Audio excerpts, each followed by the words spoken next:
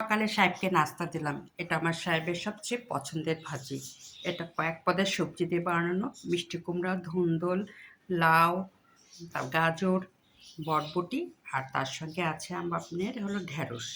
এটা দিয়ে আমি সবজিটা বানিয়েছি। আর এই সবজি বানালে আমার সাহেব খুব পছন্দ করে রুটি দিয়ে খেতে। আর আমারও পছন্দ। এজন্য এই সবজি দিয়ে, ডিম দিয়ে আর রুটি দিয়ে আমার সাহেবকে নাস্তা দিলাম। তবে এর নাস্তা দেওয়া শেষ না। তার সঙ্গে আছে আমার আরও ৩ টা বাচ্চা। আমি সকালবেলা উঠলে এত ব্যস্ত থাকি যে আমি দৌড়ের পাট থাকি।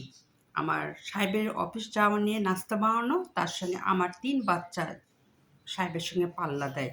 কারণ সাহেবকে খাবার দেওয়ার আগেই তাদের খাবার দিতে হবে। নাহলে টাইসনের চিল্লাচিল্লিতে থাকা যাবে না। এইজন্য আমি বরাবরে টাইসনকে সবার আগে খাবার দেই। টাইসনকে ঠান্ডা করে সাহেবকে নাস্তা দিই। আর সাহেবকে নাস্তা এইমাত্র দিলাম। এখন বাজে ৮:১০। সাহেবের নাস্তা খেয়ে চলে গেলে আমার বাকি ২ বাচ্চাকে আমি নাস্তা দিব।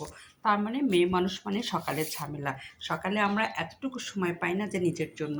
নিজের জন্য কিছু করি না।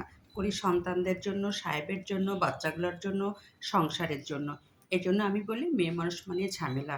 ঝামেলা পোহাইতে হয়। আর এই দেখুন সকালবেলা উঠে আমি কতগুলা সামাল দিলাম। আমার টাইসনকে খাওয়াই দিলাম। আমি রুটি বানালাম, ডিম পোস্ট করলাম, ৩-৪ পদের সবজি দিয়ে ভাজি করলাম। আর এই নাস্তাটা না বানালে আমাদের বাসায় সবাই না খেয়ে থাকবে। আর সেটার কাজ হলো কারিগর হলো আমি, মহিলা। আমি এজন্যই বলি যে একটা মহিলাকে গুরুত্ব দেওয়া উচিত।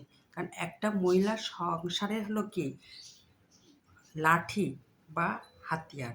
মহিলা চললে সংসার চলে। মহিলা বসে গেলে সবাই না খেয়ে থাকে, চুপচাপ সবাই টেনশনে পড়ে যায়। এজন্য মহিলাদের যত্ন নিন আর সংসারটা ভালো রাখুন। আর বেশি কিছু বলতে চাই না। আমার সাহেবের আজকে প্রিয় নাস্তা আমি আজকে বানিয়ে দিয়েছি। এই দেখুন এটা।